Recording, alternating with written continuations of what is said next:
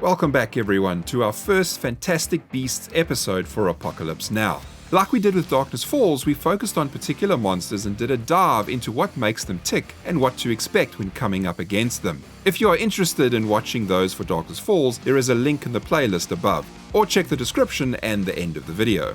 Fantastic Beast is back, and our focus is on a beast that was introduced in version 3, and you start coming across between game stages 200 to 300.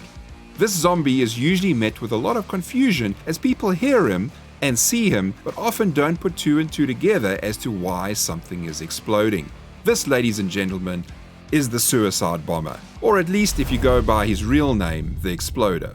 This blasted terrorist is a menace, period. Most players are introduced to the Exploder when they suddenly hear the ominous sound of a demolisher zombie about to explode.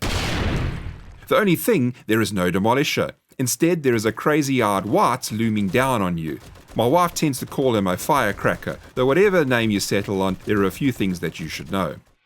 First up, yes, he looks like a Wight and is effectively based on that model, except for the C4 timed charges strapped to his chest and the birthday candles, the sticks of dynamite in his hands. During Horde nights he can be a nuisance, as he blends in with other zombies very well. With all the explosions, low lighting, many zombies teeming around and chaos, the fact he looks like an ordinary Wight zombie, he can often slip by unnoticed. They are literally a ticking time bomb no matter what you do. If you damage the Exploder, he starts losing hit points. If he damages you, even though you haven't even touched him, he will start losing hit points.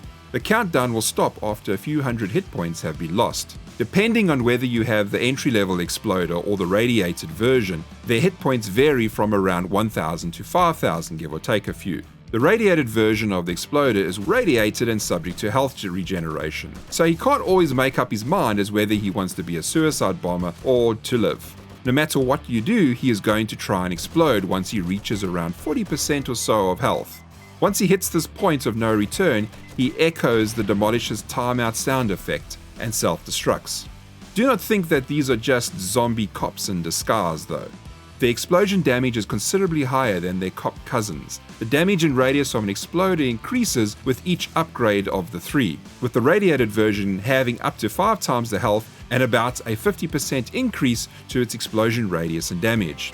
You should be on at least concrete blocks to withstand an explosion, though it won't hold up to more than 2 detonations, so you should probably be on steel by the time you start seeing them, especially that of the radiated version, which will make short work of concrete. On their own, they don't bring much to the table when it comes to hitting damage.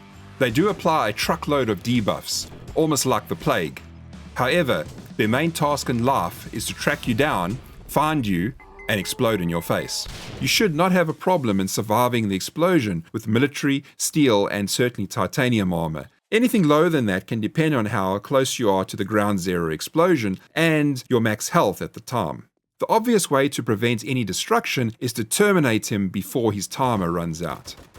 The radiated version has a slightly longer timer before he detonates his C4, so he does give you a bit of time to take him out. However, with usually 3000 to 5000 hit points on the radiated version, just hope you're not suddenly having to reload when he starts his detonation timeout.